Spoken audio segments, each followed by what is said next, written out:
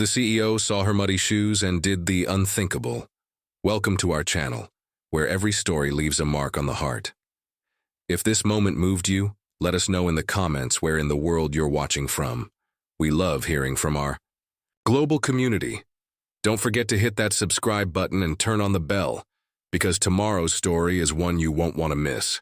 It's raw, powerful, and might just change the way you see the world. The elevator doors slid open with a soft chime, and every head in the lobby turned. Silence fell. Out stepped a young woman, soaking wet, trembling, and covered in mud from the knees down. Her name was Jessica Carter, 27 years old, with no car, no fancy clothes, and barely enough money to catch the city bus. Her hair clung to her face, rain dripping from her bangs. Her shoes made squishing sounds with every step, and her sweater clung to her frame like a second skin, heavy from the storm she had just run through. She didn't belong here, at least, that's what everyone thought. Around her, people dressed in tailored suits and designer heels whispered quietly. A few chuckled behind their coffee cups. Security glanced at her with growing suspicion, already inching toward their radios. But something about her stopped them. A fire behind her eyes, unwavering, unshaken. Jessica wasn't just soaked with rain. She was soaked in determination.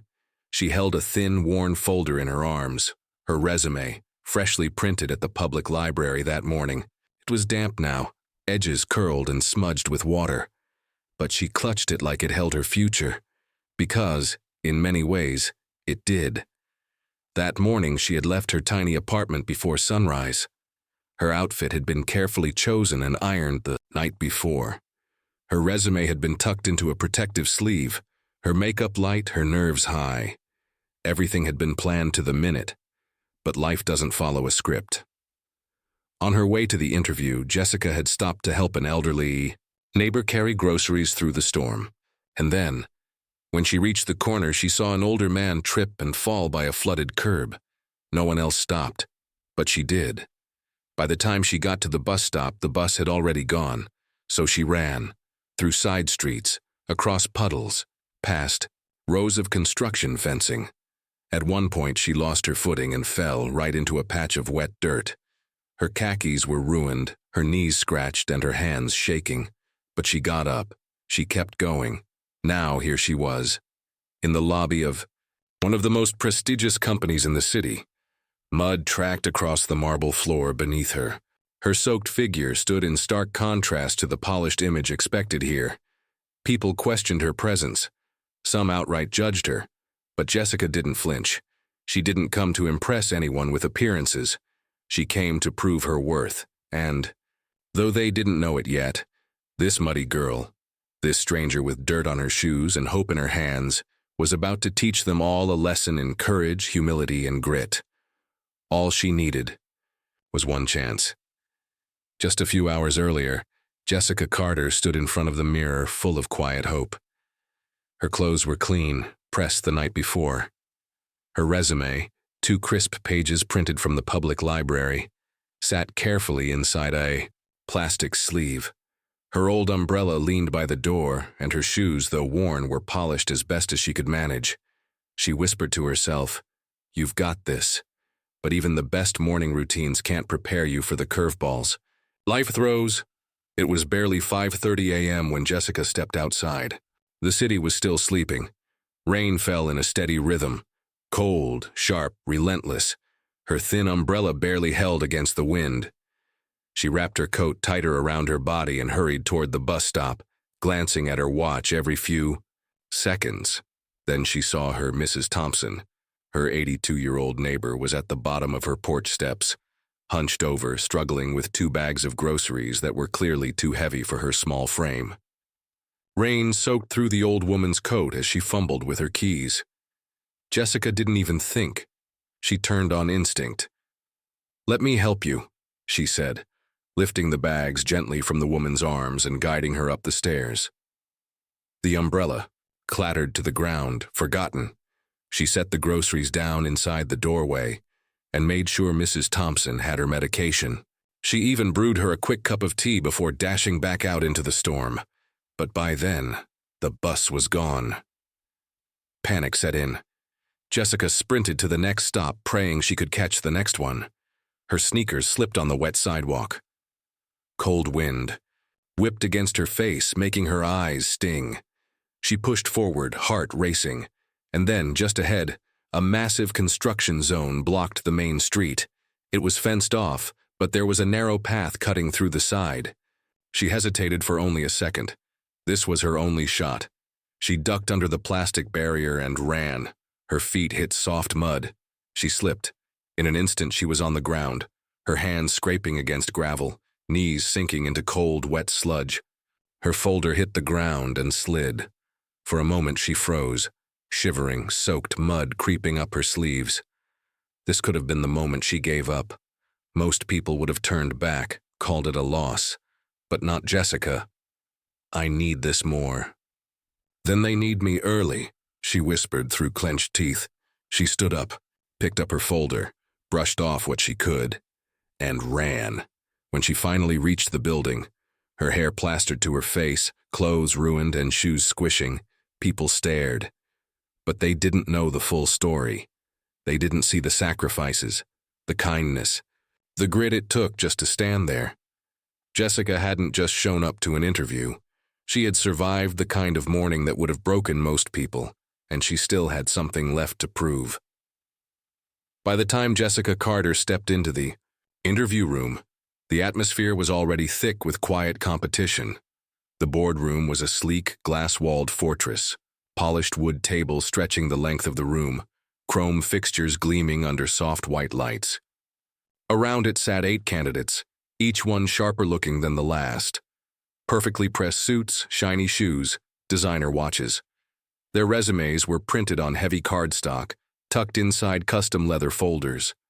They looked like they belonged. Then came Jessica. The door creaked as she entered. Heads turned. Conversations halted. Mud streaked the bottom of her khakis. Her damp sweater clung to her like a second skin. Her once white sneakers were now a dark, sopping mess. Her folder, bent at the corners, water-stained, barely holding together, was tucked tightly under one arm like a lifeline. For a long moment, no one said a word. One candidate coughed awkwardly. Another leaned over to whisper something behind a smirk. A woman near the center of the table raised an eyebrow, then looked back down at her notes. Jessica felt every pair of eyes, every judgment. But she didn't flinch. She walked, slowly, deliberately, past the polished shoes and perfect hair, and took the empty seat at the far end of the table. She laid her soggy resume on the table in front of her and folded her hands. Her heart pounded in her chest, but her face stayed still. The CEO hadn't looked up yet. He was flipping through a folder, calmly scanning details like this was just another Thursday morning. Then he reached for Jessica's resume. He paused, looked. There was a flicker of something in his expression. Not irritation, not amusement, but curiosity. He studied her, the mud, the soaked hair, the calm eyes. Finally, Jessica spoke. "I know," she said, her voice steady, clear. "I don't look the part right now." A silence fell over the room again. Even the smirking candidate at the end sat up straighter. "But I believe character should matter more than appearance." It landed like a stone in still water. One interviewer blinked. Another tapped her pen once, then stopped. Someone at the far end shifted in his chair and cleared his throat. The CEO leaned back slightly, his hands folded under his chin. Jessica didn't break eye contact. She had nothing left to lose, not after running through the rain, slipping in mud, and arriving in a room where everything about her screamed, "You don't belong." But she did belong. Not because of what she wore or how her resume looked, but because she'd shown up, because she'd pushed through every obstacle with heart, grit, and purpose. She didn't come to blend in, she came to be seen. And though the room was still silent, something had shifted. The judgment in their eyes began to waver, just a little. Because in that moment, against all odds, Jessica Carter had done something none of the others had managed yet. She made them feel something. The silence in the boardroom stretched. Jessica's words still lingered in the air. "I believe character should matter more than appearance." No one dared speak. Even the smug candidate with the tailored charcoal suit seemed to shrink in his seat. The air had shifted. Something real had cracked through the room's polished surface, and everyone felt it. At the head of the table, the CEO, Mr. Franklin, finally sat back in his chair. He was a man in his early 60s, silver-haired, with a reputation for being sharp, no-nonsense, and impossible to read. But now, something in his expression softened. He looked down at Jessica's damp resume again, ran his thumb across the water-damaged corner, then looked back up at her, not with pity, not with judgment, with something closer to recognition. Then he spoke. 30 years ago, he began, his voice calm but low, I walked into an interview just like this one, wearing a grease-stained t-shirt and jeans. The room stirred. The polished candidates exchanged uneasy glances. I was 22, he continued. Worked nights at an auto shop. Spent my days studying in the back of a library. I was tired. Broke. And when I showed up to that bank interview, the receptionist almost turned me away. His voice grew quieter, almost reflective. My hands were filthy, my boots were scuffed. I sat across from a man in a $1,000 suit, and I could feel him sizing me up before I even said a word. Jessica didn't move. She listened, every word carving itself into the silence. But one person in that room actually listened to what I had to say. He didn't care that I smelled like motor oil, or that my resume had a coffee stain on it. He gave me a shot. He leaned forward slightly, elbows on the polished table, and looked at Jessica again. That one chance changed my entire life. No one moved. Not a single page turned. Not a single breath echoed louder than his voice. And today, he paused. I get to return the favor. Jessica's heart thudded so hard in her chest she almost didn't believe she heard him right. Mr. Franklin nodded once, slow and deliberate. I see grit. I see integrity. And I see someone who didn't let a storm or a stranger's judgment stop her from showing up. That's exactly the kind of person I want at this company. Her throat tightened, but she held it together. She didn't cry. She didn't gasp. She just nodded, once, and for the first time that morning, allowed herself a small smile. The rest of the room sat in stunned silence, not because she got the job, but because something deeper had happened. In a world obsessed with perfect resumes and flawless appearances, a muddy, rain-soaked woman had just reminded them what real strength looked like, and in doing so, she didn't just earn respect, she changed the room. Weeks passed. The marble floors still gleamed. The conference room still buzzed with strategy meetings and investor calls. But something inside the company had changed, and it all began the moment Jessica Carter walked in soaking wet, with mud on her shoes and fire in her heart. Now, she stood in that same boardroom, but this time, not as a candidate.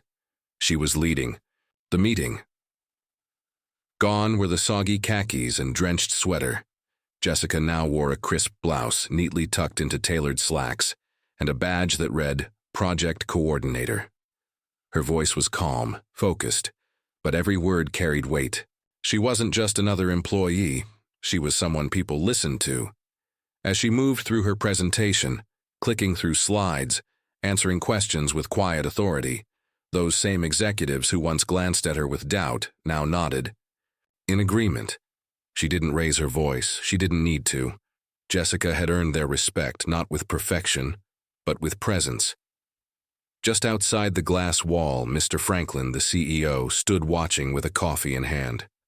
His reflection overlapped hers in the glass, two different generations, bound by grit and a moment of understanding. He smiled to himself, not just with pride, but with the quiet satisfaction of knowing he made the right call. She reminded him of who he once was and why chances matter. Later that afternoon in the break room, a nervous intern spilled her coffee all over the counter. Her face flushed crimson. She fumbled for napkins, clearly flustered. Jessica was walking by. She stopped, smiled gently, and crouched down beside her. "Hey," she said softly, handing the intern a paper towel. "Don't worry. We all have our moments." The intern looked up, startled. Then she recognized Jessica, the one everyone had heard about, the one who came in drenched, gave the speech, and somehow walked away with the job. "You helped me clean up?" The intern asked, blinking in disbelief. Jessica chuckled. "Of course, someone helped me once, too. It wasn't just a kind gesture. It was a quiet reminder of the culture she was helping to build. That day, Jessica didn't just lead a meeting or help a scared intern. She reshaped something much bigger, how the company saw people. She had become a living example that behind every rough edge, every messy first impression, there could be someone extraordinary, someone with heart, with fight, with potential that no suit could measure. And as word of her story spread beyond those walls, to HR meetings, hiring panels, coffee breaks, it lit a path for others like her, who didn't have the perfect look, who didn't come from the right schools, but who showed up anyway with muddy shoes, trembling hearts, and something this world still desperately needs: courage. If this story moved you even a little, we'd love to hear from you. Have you ever had a Jessica moment? A time when you showed up against the odds, not looking perfect but driven by heart and determination? Or maybe someone once gave you a chance when no one else would. Drop a comment below and share where in the world you're watching from, and tell us, what's your story of grit, kindness, or redemption? This isn't just a video, it's a reminder. The people are more than appearances, and sometimes the messiest days become the most meaningful turning points. Your voice matters here. Whether you're watching from a coffee shop, your bedroom, or halfway across the world, you're part of a community that believes in second chances and quiet strength. And if Jessica's story made you reflect, even for a moment, consider hitting that like button and subscribing to the channel. We've got more stories coming, and tomorrow's might just be the one you need to hear. But for now, we'd be honored to read your thoughts. One comment can spark another story and maybe, just maybe, help someone keep going.